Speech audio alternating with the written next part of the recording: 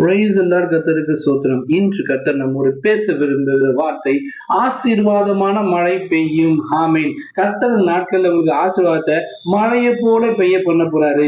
எசேக்கியேல் 34 அதிகாரம் 26 வசனம் என்ன சொல்லுதுன்னா, நான் அவர்களையும் அவர்கள் மேட்டின் சுற்றுப்புறங்களையும் ஆசீர்வாதமாக்கி ஏற்ற காலத்தின் மழையை பெய்ய பண்ணுவேன்.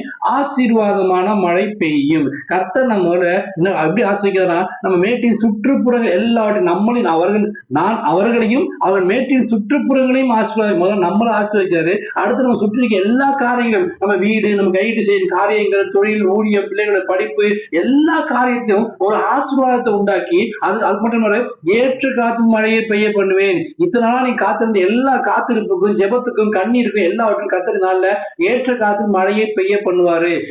அவர்களை உயர்த்தும்படி, ஏற்ற காத்தில் அவங்க உயர்த்தும்படி அவளோட பலத்தைகள் அடங்கி இருங்க வசனத்தின் பிரகாரமாக இத்தனை நாள் நீ படிச்ச எல்லா கண்ணீருக்கும், ஜெபத்துக்கும், காத்திருப்புக்கும் எல்லாவற்றுக்கும் சேர்த்து இதுக்கு ஏற்ற காலம் வந்து விட்டது. அழ ஒரு காலம் உண்டு, சிரிக்க ஒரு காலம் உண்டு, விதைக்க ஒரு காலம் உண்டு, அறுக்க ஒரு காலம். வசனத்தின் பிரகாரமாக கண்ணீரோடு வைத்த கம்பீரத்தோடு இருக்க வசனத்தின் பிரகாரமாக கர்த்தர் உங்க வாழ்க்கையில ஆசீர்வாதமான மழையை பெய்ய பண்ண போறாரு.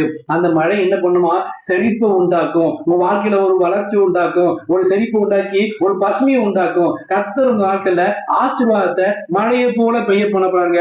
விசுவாசத்தோடு காத்துருங்க. இந்த வசனத்தின் பிரகாரமாக கர்த்தர் நம்மளை மூலம் ஆசீர்வதிக்கப்பாரு. நம்ம குடும்பங்கள், பிள்ளைகள், கைட்டு செய்ய எல்லா காரியம், சுற்றுப்புற எல்லாவற்றையும் ஆசீர்வாதமாக்கி ஏற்ற காலத்தில் மழை பெய்ய பண்ணுவாராம். இதுவே ஏற்ற காலம். இந்த நாட்கள்ல கர்த்தர் உங்களுக்கு ஆசீர்வாதத்தை மழையை போல பெய்ய பண்ண போறாரு. விசுவாசத்தோடு ஆமென் பெற்றுக் கொள்ளுங்கள். ஆமென். God bless you.